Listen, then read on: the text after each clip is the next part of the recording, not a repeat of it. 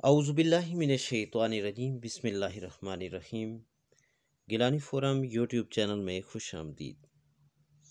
सामीन, हम आज की इस वीडियो में आपसे ज़िक्र करेंगे कि मुराक़बा कैसे किया जाए, यानी मुराक़बा करने का तरीक़ाकार क्या है, इसके दौरान कौन कौन सी परहेज़ व एहतियात करनी चाहिए और फिर इसका वक्त कौन सा होना चाहिए, और इसके अलावा क्या कामिल मुर्शद से मुराक़बा की इजाज़त लेना भी ज़रूरी है, और मुराक़बा की नशिस्त कैसे की जाती है।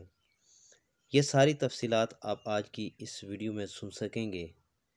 लेकिन वीडियो में आगे बढ़ने से पहले आपसे गुजारिश है कि अगर आप हमारे यूट्यूब चैनल पर नए हैं तो इसे ज़रूर सब्सक्राइब कर लें ताकि हमारी हर नई आने वाली वीडियो का नोटिफिकेशन आपको मिल सके। हुज़ूर अलैहिस्सलाम का हर उम्मती ये बात जानता है कि हमारे प्यारे नबी हज़रत मोहम्मद मुस्तफ़ा सल्लल्लाहु अलैहि वसल्लम में, यानी आपने गारे हिरा में तवील अरसे तक इबादत और रियाज़त की है। दुनियावी मामलात, बीवी बच्चों के मसाइल, दोस्त अहबाब के तल्लुकात से आर्जी तौर पर रिश्ता मुनक़ता करके यकसुई के साथ किसी गोशे में बैठकर अल्लाह की तरफ मतवज्जह हो जाना मुराक़बा कहलाता है। जब मुराक़बा साहिब मुराक़बा के लिए ज़रूरी है कि जिस जगह मुराक़बा किया जाए वहाँ शोर व गोगा ना हो और उस जगह अंधेरा हो। जितनी देर इस जगह गोशे में बैठा जाए, अपनी तमाम तर सलाहियतों के साथ ज़हन को अल्लाह ताला की तरफ मतवज्जह रखे। बंद आँखों से ये तसव्वुर करे कि मुझे अल्लाह देख रहा है। और इस मुराक़बे के दौरान क्या क्या आपने एहतियात करनी है।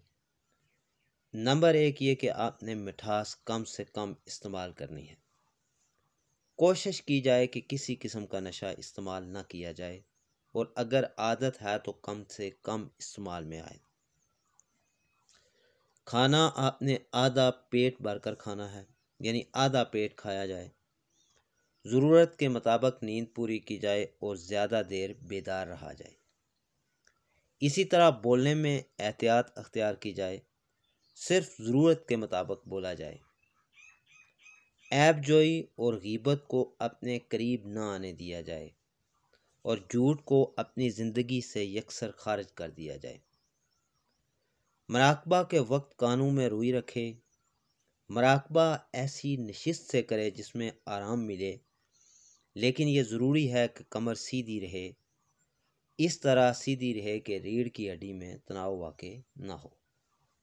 मुराक़बा करने से पहले नाक के दोनों नथनों से आहिस्ता आहिस्ता सांस लिया जाए और सीने में रोके बगैर खारिज कर दिया जाए।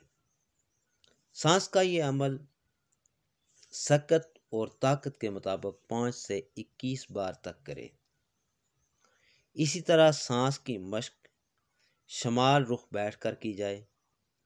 5 वक्त नमाज अदा करने से पहले मुराक़बा में बैठकर ये तसव्वुर कायम किया जाए कि मुझे अल्लाह ताला देख रहा है। आहिस्ता आहिस्ता ये तसव्वुर इतना गहरा हो जाता है कि आदमी अपनी ज़िंदगी के हर अमल और हर हरकत में ये देखने लगता है कि उसे अल्लाह ताला देख रहा है। सामीन, मुराक़बा की ये कैफियत मर्तबा एहसान का एक दर्जा है। जब कोई बंदा इस कैफियत के साथ मुराक़बा करता है तो उसके ऊपर गैब की दुनिया के दरवाजे खुल जाते हैं और वो बतदरीज तरक्की करता रहता है। फरिश्ते उससे हम कलाम होते हैं और उसके साथ रुकू व सुजूद में शरीक होते हैं। यही वो सलात मुराक़बा है जो हुज़ूर अलैहिस्सलाम के इरशाद के मुताबिक मोमिन की महराज है। सामीन, मुख्तलिफ़ किस्म के मुराक़बे होते हैं। मुराक़बा के माहिरीन ने अपने शागिर्दों को मुराक़बे के मुख्तलिफ़ तरीक़े तालीम किए हैं। ये मुराक़बे शागिर्द की रूहानी तरक्की में क्लासों का काम करते हैं ताकि रूहानी सलाहियतें यके बाद दीगरे मरहलावार बेदार हों। जब शागिर्द मुराक़बे के किसी ख़ास तरीक़े पर कुदरत हासिल कर लेता है तो उसे अगले मरहले की तरफ बढ़ा देता है। مراقبے میں کیے جانے والے تصور کی بنیاد پر مراقبے کی مختلف قسمیں اور ان کے مقاصد متعین ہو جاتے ہیں۔ کشف القبور کا مراقبہ اس لیے کرایا جاتا ہے کہ شاگرد مرنے کے بعد کی دنیا کو دیکھ لے۔ اگر روشنی کے جسم کو طاقت دینا مقصود ہو تو روشنیوں کا مراقبہ تعلیم کیا جاتا ہے۔ نور کے مراقبے یعنی نور کے مشاہدے کے لیے مراقبہ نور کیا جاتا ہے۔ اگر روحانی استاد کی طرز فکر اور صفات کو شاگرد کے اندر راسخ کرنا مقصود ہے تو استاد کا تصور کرایا جاتا ہے۔ مختصر یہ کہ شاگرد کی طبیعت، صلاحیت اور ضرورت کے مطابق مختلف مراقبے تلقین کیے جاتے ہیں۔ اس کا تعین ایک ماہر اور کامل استاد ہی کر سکتا ہے جو عملی اور علمی اعتبار سے مراقبے کی منازل طے کر چکا ہو۔ تصور کے فرق اور عملی اعتبار سے مراقبہ کی اقسام بہت زیادہ ہیں، اس لیے موجودہ اس ویڈیو میں مراقبے کے وہ طریقے بیان کیے جائیں گے جو اہمیت کے لحاظ سے سر فہرست ہیں۔ دیگر طریقے کسی نہ کسی طرح ان مراقبوں کی شاخیں ہیں۔ چند مراقبوں کے علاوہ ہر مراقبے کے ساتھ ایک عملی پروگرام ترتیب دیا گیا ہے تاکہ ہر شخص اس کورس یا پروگرام کی مدد سے مراقبہ کے عمومی اور خصوصی فوائد حاصل کر سکے۔ سامعین، مراقبے کے بعض پروگرام خصوصی مقاصد کے لیے ہیں، جیسے کشف القبور کا مراقبہ، حاطف غیبی کا مراقبہ، ذہنی سکون کے حصول کا مراقبہ۔ ان پروگراموں پر عمل کر کے کسی خاص صلاحیت کو بیدار کیا جا سکتا ہے یا مخصوص فائدہ حاصل کیا جا سکتا ہے۔ دیگر مراقبے انسان کے باطنی حواس کو متحرک کرتے ہیں اور ان مراقبوں میں کسی خاص طرز سے تیسری آنکھ کو بیدار کیا جاتا ہے۔ اس حوالے سے ہم اگر مراقبے کی نشست کی بات کریں تو مراقبہ میں بیٹھنے کے لیے آپ کو ضرورت ہے کن چیزوں کی کہ آلتی پالتی مار کر بیٹھنا، فرش یا چوکی پر بیٹھ کر بائیں پیر کو سمیٹ کر دائیں ران کے نیچے رکھ لیں اور دایاں پیر سمیٹ کر بائیں ران کے اوپر رکھ لیں۔ کمر اور ریڑھ کی ہڈی سیدھی رہے لیکن اتنا تناؤ نہ ہو کہ عضلات کھنچ جائیں اور اتنا خم نہ ہو کہ کمر جھک جائے۔ اس نشست میں دونوں ہاتھ گھٹنوں پر رکھ لیں۔ ہاتھ کو گود میں بھی رکھا جا سکتا ہے اور دوزانوں بیٹھنا اس کے لیے ضروری ہے۔ جن لوگوں کو آلتی پالتی مار کر بیٹھنے میں مشکل ہو وہ نماز کی طرح دوزانوں ہو کر بیٹھ جائیں۔ اس نشست کے لیے بھی ضروری ہے کہ کمر میں نہ تو خم ہو اور نہ کمر تنی ہوئی ہو، بلکہ ایسی آرام دہ حالت میں ہونی چاہیے کہ جس میں گردن اور کمر کے پٹھوں پر دباؤ نہ پڑے۔ ایک طریقہ یہ ہے کہ کولہوں کے بل بیٹھ کر دونوں پیروں کو سمیٹ کر کھڑا کر لیں اور دونوں ہاتھوں کو ہلکا بنا کر گھٹنوں کے اوپر رکھ لیں یا گھٹنوں کے گرد ہلکا بنا لیں۔ اس انداز میں اوپری دھڑ ذرا آگے کو جھکا ہوتا ہے۔ اس انداز نشست میں ایک عام شخص طویل وقفہ تک بغیر کسی جسمانی تکلیف کے مراقبہ کر سکتا ہے۔ اس انداز نشست کی ایک اور شکل اس طرح ہے کہ دونوں کولہوں کو فرش پر ٹکا کر بیٹھ جائیں اور پیروں کو اس طرح کھڑا کر لیں کہ بائیں پنڈلی دائیں پنڈلی کے اوپر ہو اور پاؤں کے تلوے فرش پر ٹکے ہوئے ہوں۔ ایک نرم اور مضبوط کپڑا لے کر کمر کے پیچھے سے گزار کر گھٹنوں کے اس حلقے میں لے کر آگے کی طرف گرہ لگا لیں۔ گرہ لگانے کے بعد جسم کو آزاد چھوڑ دیں۔ کپڑے کا قطر کتنا ہونا چاہیے اور کمر پر کس مقام پر رکھا جائے اس کا تعین خود کیا جا سکتا ہے۔ مقصد یہ ہے کہ بیٹھنے میں کوئی جسمانی تکلیف نہ ہو۔ دونوں ہاتھوں کو پیروں کے برابر سے گزار کر ٹخنوں کے آگے رکھ لیں۔ مراقبہ کرسی پر بیٹھ کر بھی کیا جا سکتا ہے، لیکن یہ خیال رکھنا ضروری ہے کہ کمر سیدھی رہے اور نشست سے ٹیک اس حد تک نہ لگے کہ نیند آ جائے۔ اسی انداز نشست میں چوکی، تخت یا صوفے پر بیٹھ کر بھی مراقبہ کیا جا سکتا ہے۔ چوکی یا تخت پر بیٹھنے کے بعد کوئی تکیہ گود میں لے کر اس پر ہاتھ رکھ لینے چاہیے تاکہ جسمانی سکون میں خلل نہ پڑے۔ سامعین، بعض مراقبے پشت کے بل لیٹ کر بھی کیے جاتے ہیں، لیکن لیٹ کر مراقبہ کرنے میں خامی یہ ہے کہ ذہن پر نیند کا غلبہ ہو جاتا ہے اور مراقبہ کا مقصد پورا نہیں ہوتا۔ مراقبہ کھڑے ہو کر بھی کیا جاتا ہے، اور بعض تصور ایسے ہوتے ہیں کہ جو چلتے پھرتے اٹھتے بیٹھتے ہر وقت کرائے جاتے ہیں۔ مراقبہ کے یہ انداز مستثنیات میں ہیں، ورنہ بیشتر مراقبے بیٹھ کر کیے جاتے ہیں۔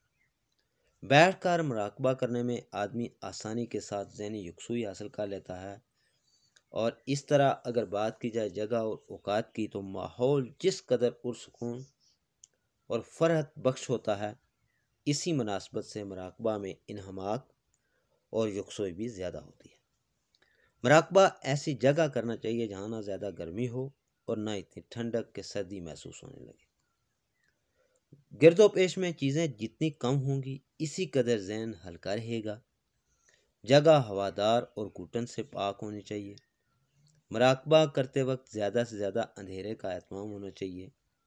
بتیاں بجھا دینی چاہیے، اور اگر کسی کھڑکی سے روشنی آ کر چہرے پر پڑ رہی ہو تو اسے پردے سے ڈھک دیں، لیکن یہ خیال رکھنا ضروری ہے کہ کمرے میں آکسیجن کی کمی نہ ہو۔ بستر پر بیٹھ کر مراقبہ کرنے سے ذہن آرام کی طرف مائل ہو جاتا ہے۔ مناسب یہ ہے کہ مراقبہ فرش، تخت، چوکی یا کسی چارپائی پر کیا جائے۔ مراقبہ کے لیے 4 اوقات جو ہیں وہ بہت بہتر ہیں: صبح سورج نکلنے سے پہلے، دن کے وسط میں زوال کے بعد، عصر کے بعد اور نصف رات کے بعد۔ ان اوقات میں نیچر کے اوپر سکوت طاری ہو جاتا ہے اور انسانی حواس میں بھی ٹھہراؤ کی کیفیت پیدا ہو جاتی ہے۔ اس لیے ان اوقات میں مراقبہ کرنے کے فوائد زیادہ ہیں۔ ان سب اوقات کی اپنی جگہ کچھ خصوصیات ہیں، لیکن وہ اوقات بہتر ہیں جو غروب آفتاب سے لے کر طلوع آفتاب کے درمیان ہیں۔ اس کے بعد عصر کا وقت ہے جو غروب آفتاب کے قریب ہے۔ اس کی وجہ یہ ہے کہ رات میں وہ جو خواص متحرک ہو جاتے ہیں جن سے غیبی دنیا کا انکشاف ہوتا ہے۔ زمین 2 طرح چل رہی ہے، ایک گردش محوری ہے اور دوسری طولانی۔ زوال کے بعد زمین کی گردش میں کمی واقع ہو جاتی ہے، اور پھر رفتہ رفتہ یہ گردش کم ہوتی چلی جاتی ہے۔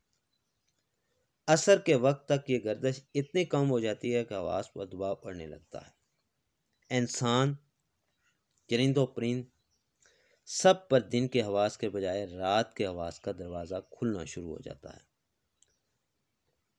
حارثی فہم انسان اس بات کو محسوس کرتا ہے کہ عصر کے وقت اس کے اوپر ایک ایسی کیفیت طاری ہو جاتی ہے جس کو وہ تھکان اور اضمحلال کا نام دیتا ہے۔ یہ کیفیت شعور پر لاشعوری تحریکات کی ابتدا کرتی ہے۔ نصف رات کے بعد لاشعوری حواس کا غلبہ زیادہ ہوتا ہے، اور اسی لحاظ سے مراقبہ کے لیے یہ بہترین وقت ہے۔ لاشعوری حواس صبح کو سورج نکلنے سے پہلے تک غالب رہتے ہیں، اس لیے طلوع آفتاب سے پہلے مراقبہ کرنا زیادہ فوائد کا حامل ہے۔ سورج نکلنے سے پہلے مراقبہ کرنے کا بڑا فائدہ یہ ہے کہ رات کی نیند دن بھر کی تھکن کے اثرات اور دماغی اضمحلال دور کر دیتی ہے، اور مراقبہ کے وقت یکسوئی حاصل رہتی ہے۔ یکسوئی حاصل ہو جاتی ہے، اور بیدار ہونے کے بعد بھی کچھ وقت لاشعوری تحریکات کا غلبہ ہوتا ہے۔